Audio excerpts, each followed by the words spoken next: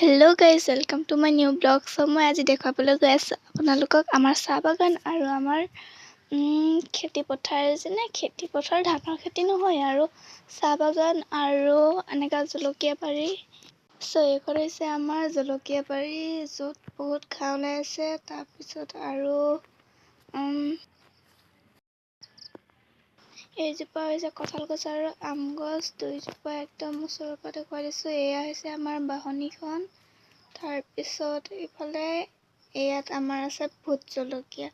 অসমত ভোট জলকীয়া বহুত পায়, সেইবাবে মই ভোট জলকীয়া এটা আপোনালোকক দেখুৱাই দিছোঁ। এয়া বেছি পকা নাই, তেওঁ কেঁচা হৈ আছে, কুমলীয়া।